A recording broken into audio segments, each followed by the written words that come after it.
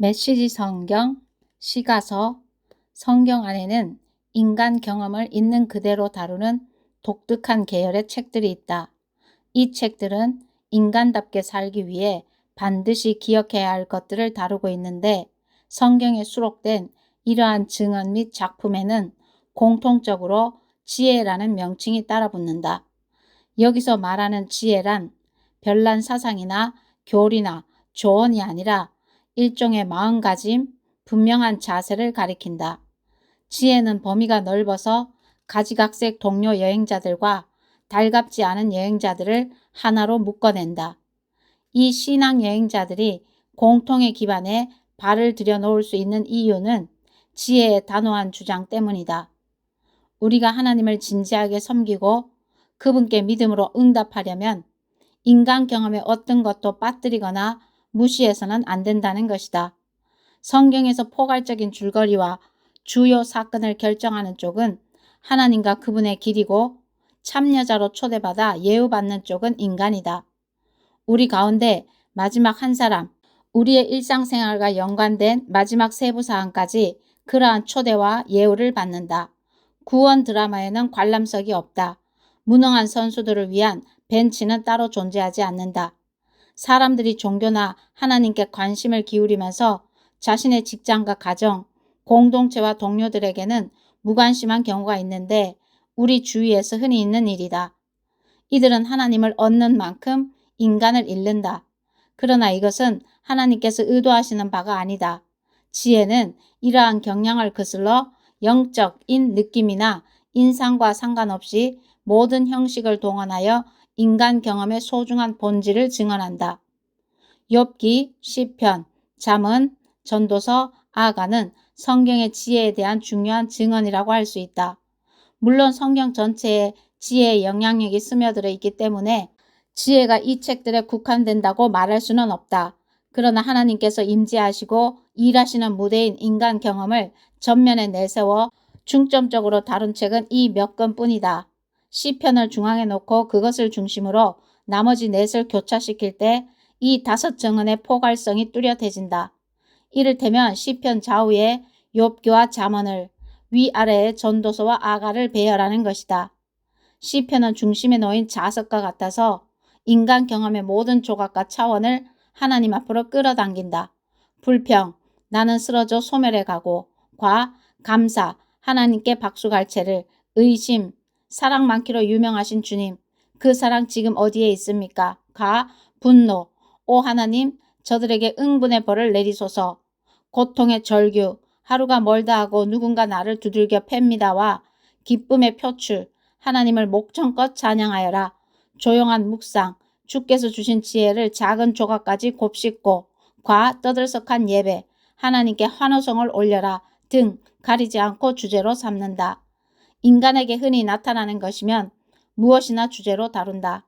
인간이 경험하는 것이면 무엇이나 심지어 감정과 생각까지도 기도에 담고 인간다운 본질을 유지하고 되찾을 수 있는 것이면 무엇이나 다 기도에 담는다. 그런 다음 우리네 인간성 전체에 관여하시는 하나님의 온전한 관심을 상하 좌우의 두 축이 상세히 설명한다.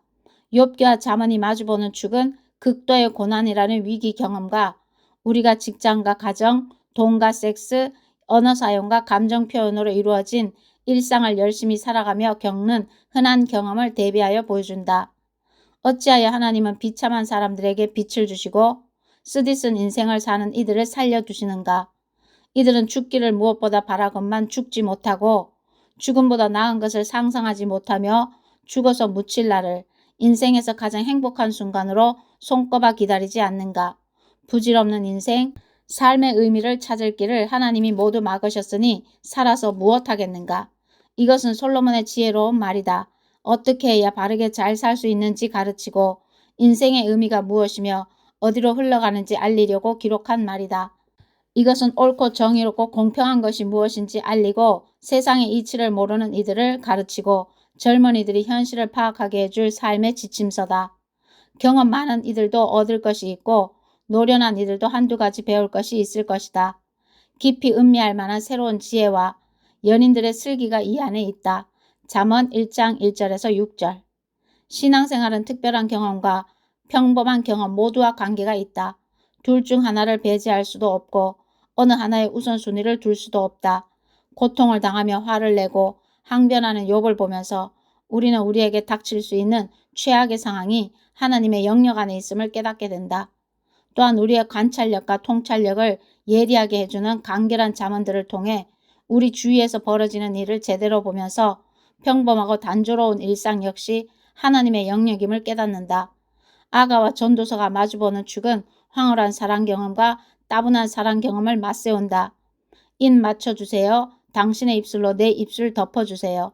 그래요. 당신의 사랑은 포도주보다 달콤하고 당신이 바른 향유보다 더 향기로워요. 나를 데려가 주세요. 우리 축하하고 노래하며 멋진 사랑의 음악을 연주해요. 그래요. 당신의 사랑은 최상품 포도주보다 달콤하니까요. 아가서 1장 2절에서 4절. 모든 것이 따분하고 극도로 따분하다. 아무도 그 의미를 찾지 못한다. 눈에도 따분하고 귀에도 따분하다. 이미 있던 것이 다시 있을 것이고 이미 벌어진 일이 다시 벌어질 것이다. 전도서 1장 8절에서 9절. 신앙생활은 우리가 꿈꾸던 그 이상의 것을 발견하는 기쁨과 관계가 있고 이 모든 것의 목적이 무엇인지 하고 물으며 끊임없이 한 발 한 발 내딛는 일과도 관계가 있다. 이 역시 둘 중 하나를 배제하거나 어느 하나의 우선순위를 둘 수 없다. 우리는 아가의 가사로 노래하고 기도하는 가운데 하나님께서 인간이 경험할 수 있는 모든 복을 우리에게 내려주신다는 것을 깨닫게 된다. 또한 전도서의 냉소적인 구절들을 곱씹으면서 인간 경험 고유의 한계들을 깨닫고 인간 경험을 있는 그대로 평가하여 그것과 하나님을 구분하게 된다. 이 시가서의 기자들은 우리가 인간 경험 전체를 정직하게 마주하고 주의를 기울이게 한다. 하나님께서 우리 각 사람 안에 거룩한 구원의 삶을 이루기 위해 활용하시는 것은 다름 아닌 우리의 경험이기 때문이다. 메시지 성경 욥기 머릿말. 욥이 고난을 당했다. 그의 이름은 고난과 동의어로 쓰인다. 그가 물었다. 왜 그러십니까? 어째서 접니까? 그 질문은 하나님을 향한 것이었다. 그의 질문은 끈질기고 열정적이며 호소력 있었다. 그는 침묵을 답변으로 여기지 않았고 상투적인 말들을 답으로 받아들이지도 않았다. 하나님을 순순히 놓아드리지 않았다. 그는 자신의 고난을 묵묵히 감내하거나 경건하게 감수하지 않았다. 다른 의견을 구하러 의사나 철학자를 찾아가지도 않았다. 그는 다만 하나님 앞에 버티고 서서 자신의 고난에 대해 강력하게 항의하고 또 항의했다. 내가 오직 원하는 것은 한 가지 기도 응답뿐. 내 마지막 간구를 들어주시는 것. 하나님이 나를 밟아주셨으면 벌레처럼 짓이겨 영원히 끝장내 주셨으면 그러면 궁지에 몰린 나머지 한계선을 넘어 거룩하신 하나님을 모독하는 일은 없을 것이고 그나마 그것으로 만족할 수 있을 텐데 내게 무슨 힘이 있어 희망을 붙들겠는가? 무슨 미래가 있어 계속 살아가겠는가? 내 심장은 강철로 만들어진 줄 아나? 내가 무쇠 인간인가? 내가 자력으로 지금 상황을 이겨나갈 수 있을 것 같은가? 아닐세, 난 더 이상 버틸 힘이 없네. 욥기 6장 8절에서 13절. 욥이 우리에게 중요한 이유는 그가 고난을 당했을 뿐 아니라 매우 중요한 영역인 가족과 건강과 물질적인 부분에서 우리와 똑같이 고난을 받았기 때문이다. 그리고 그는 자신의 고난에 대해 집요하게 질문을 던졌고 담대하게 항의했다. 그는 자신의 질문을 가지고 최고 책임자에게 나아갔다. 우리를 괴롭게 하는 것은 고난 자체가 아니라 억울한 고난이다. 다들 어릴 때 부모의 말을 듣지 않아 벌을 받은 적이 있을 것이다. 그 처벌이 우리의 잘못에 합당할 때 우리는 정당하다고 여기고 잘못을 저지르면 벌을 받는구나 하고 생각하게 된다. 그러나 우리는 나이가 들어감에 따라 우리가 저지르는 잘못의 크기와 우리가 겪는 고통의 강도가 정비례하지 않는다는 것을 깨닫고 놀라게 된다. 더 놀라운 사실은 오히려 그와 정반대인 경우가 많다는 것이다. 옳은 일을 하고서 매를 맞기도 하고 있는 힘껏 최선을 다하고 나서 보상을 기대하며 손을 내밀었다가 느닷없이 뒤통수를 얻어맞고 비틀거리며 쫓겨나기도 한다. 이것이 바로 우리를 당혹스럽게 하고 더 나아가 분노하게 만드는 고난이다. 이런 고난이 욥에게 찾아와 그를 당혹스럽게 하고 분노하게 했다. 욥은 매사에 올바르게 처신했는데 어느 순간 갑자기 모든 것이 잘못되었다. 욥은 이 고난에 대해 목소리를 높여 하나님께 항의했다. 욥의 항변은 조리 있고 정곡을 찌르며 정직하다. 따라서 고난을 당해본 사람이라면 누구나 욥의 목소리에서 자신의 고통을 들을 수 있다. 욥은 소심한 사람들이 차마 입 밖에 내지 못하는 내용들을 담대하게 말한다. 사람들의 내면에 혼란스럽게 뒤엉켜 있는 그 흐느낌을 시로 표현해낸다. 많은 사람들이 속으로만 웅얼거리는 불평을 그는 하나님께 토해낸다. 그는 좌절에 빠진 희생자이기를 거부한다. 나는 아네, 하나님이 살아계심을. 그분은 나를 되살려 주시는 분. 그분이 마침내 땅에 우뚝 서실 것이네. 나 비록 하나님께 호된 벌을 받았지만 그분을 뵐 것이네. 내 두 눈으로 직접 하나님을 뵐 것이야. 아, 어서 빨리 그날이 왔으면. 욥기 19장 25에서 27절. 욥이 하지 않은 행동도 주목해서 보아야 한다.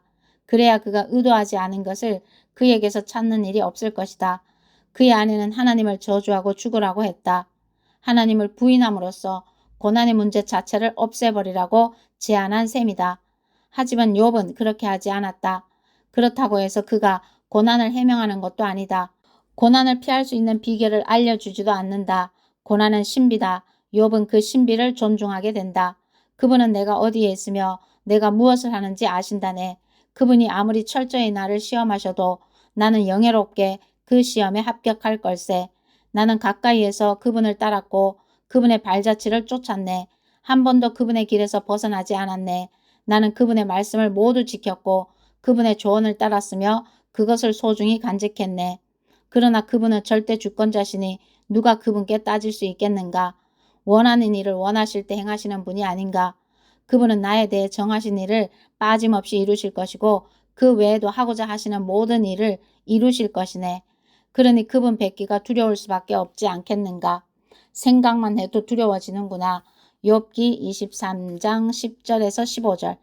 고난에 직면하여 의문을 제기하다 고난을 존중하기에 이르는 과정에서 욥은 자신이 더 큰 신비, 곧 하나님의 신비 안에 놓여 있음을 깨닫는다.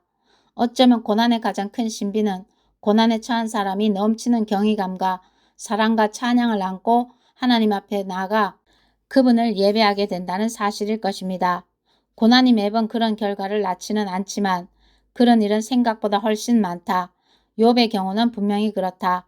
그가 빈정대는 아내에게 한 말에도 심오한 역설과 받아들이기 어려운 우울한 진리가 담겨 있다. 우리가 하나님께 좋은 날도 받았는데 나쁜 날도 받는 게 당연하지 않소. 욥기 2장 10절. 그러나 욥기에는 욥만 등장하는 것이 아니다. 욥의 친구들이 있다. 아파서 병원에 입원하거나 친구가 죽어 상심하거나 일자리를 잃거나 사귀던 사람과 헤어지거나 우울증에 빠지거나 당황하여 어쩔 줄 모르거나 종류를 막론하고 공경에 처하는 순간 사람들이 다가와 우리의 문제가 무엇이고 어떻게 해야 나아질 수 있는지 설명하기 시작한다. 죽음의 독수리가 모이듯 고난당하는 사람들 주위에는 해결사들이 모여든다. 처음에는 우리에게 신경 써주는 그들이 그저 고맙고 어쩌면 그렇게 멋진 말들을 척척 내놓는지 놀라울 따름이다. 그들은 정말 아는 게 많다. 그들은 어떻게 그런 생활의 전문가가 되었을까?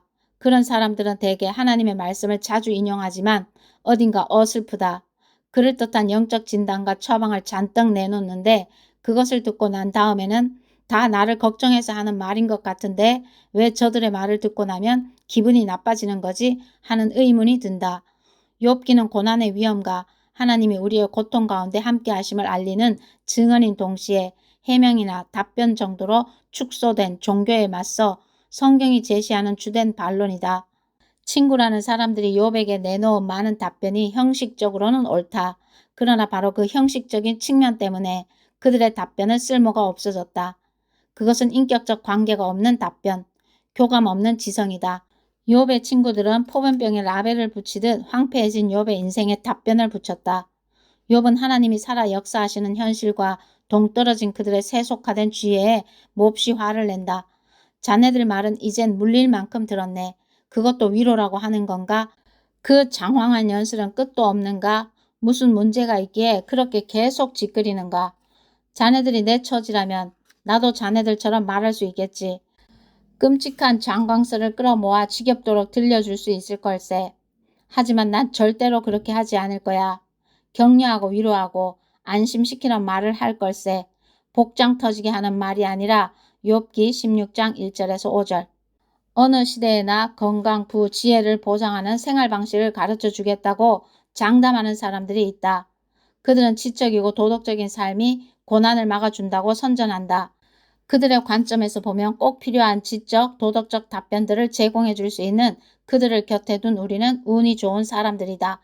우리 앞에 나타나 이렇게 생각하고 저렇게 행동하기만 하면 만사가 잘 될 것이라고 말하는 친절한 사람들의 진부한 말을 믿고 엉뚱한 길로 내달렸던 경험이 다들 한 번씩은 있을 것이다. 이런 우리를 대신해서 욥은 번민에 찬 답변을 내놓는다. 그는 하나님에 대해 속속들이 알고 있다는 투에 조언과 모든 상황을 그럴듯하게 설명해내는 가르침을 거부한다. 욥의 정직한 항변은 장황한 종교적 잡설과 긍정적 사고를 주장하는 자들의 판에 박힌 말을 반박할 최고의 답변이며 이 사실은 지금도 유효하다. 욥은 정직하고 무죄한 사람이었지만 엄청난 고난을 당했다. 그리고 당대의 종교적 상식으로 무장한 엘리바스, 빌닷, 소발, 엘리후가 일장 연설을 쏟아내며 그를 포위했다. 욥과 친구들의 모습은 현저한 대조를 이룬다. 친구들은 상담가 역할을 자처하며 책에서 배운 교훈들을 현학적으로 논리정연하게 제시한다. 처음에 욥은 고통에 겨워 분통을 터뜨리며 큰 소리로 항변하지만 마침내 하나님이 나타나셔서 폭풍 가운데 말씀하시자 그 해오리바람 같은 신성 앞에서 경외감에 사로잡혀 믿음을 되찾고 입을 다문다.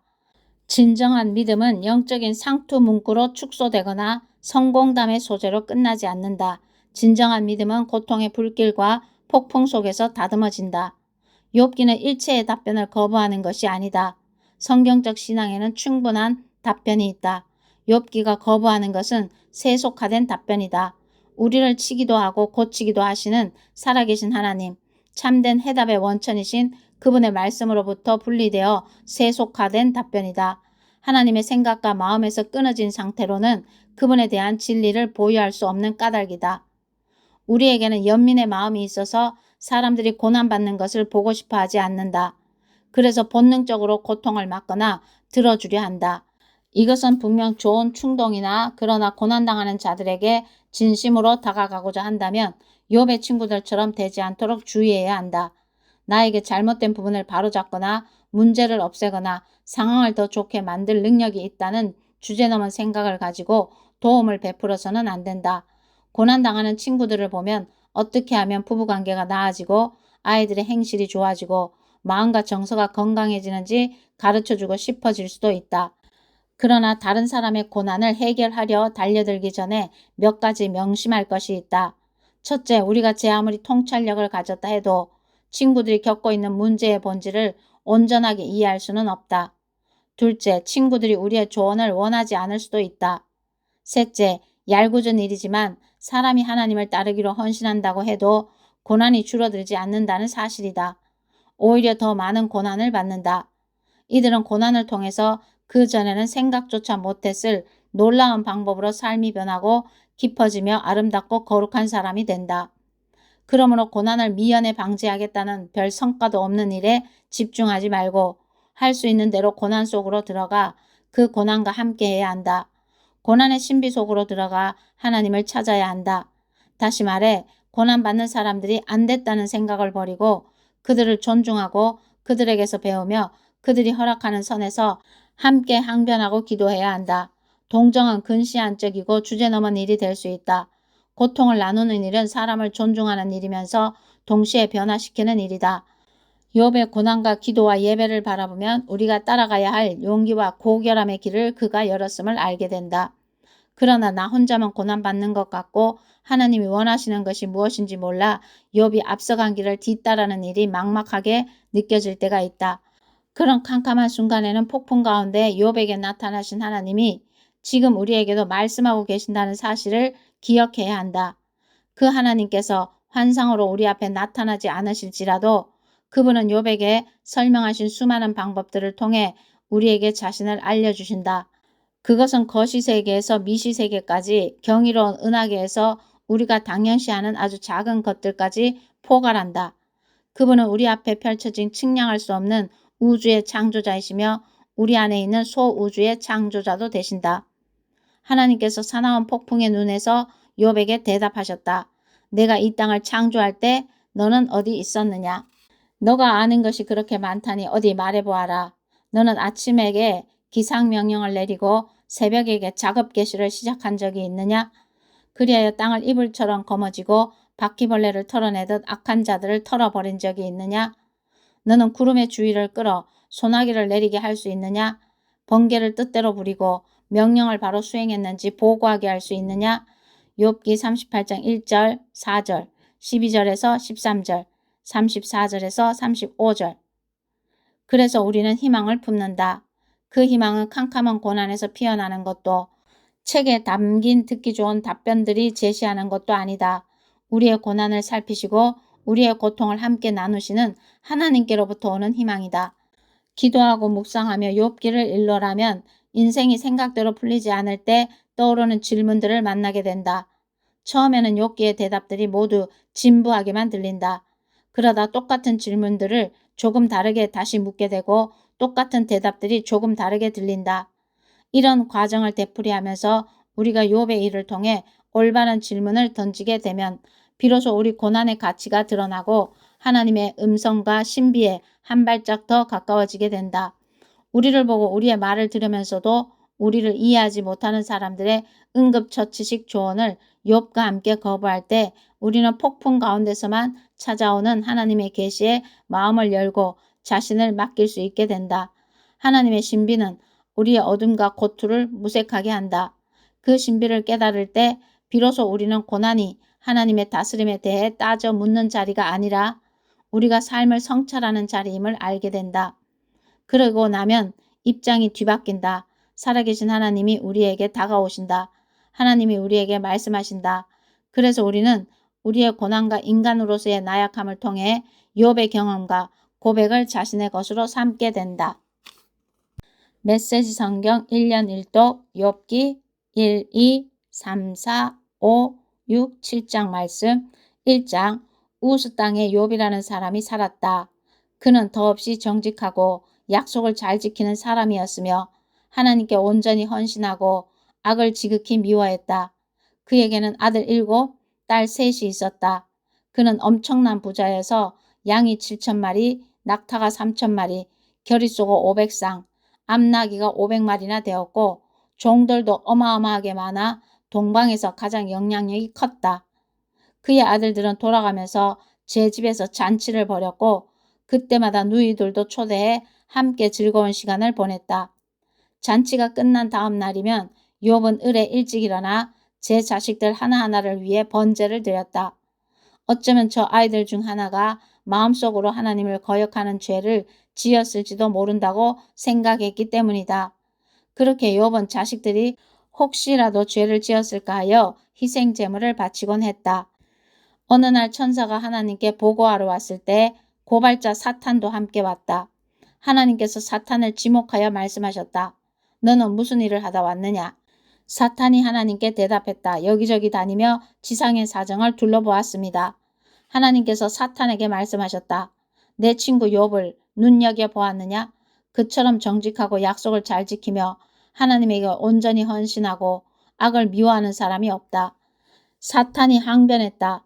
욥이 온전히 선한 마음으로 그러는 줄 아십니까? 이제껏 그처럼 형편이 좋은 사람이 없었습니다. 주님께서 그를 애지중지하시고 그의 가족과 재산도 보호하시고 그가 하는 모든 일에 복을 주시니 잘못될 수가 없지요. 하지만 주께서 손을 뻗어 그의 소유를 모두 빼앗으시면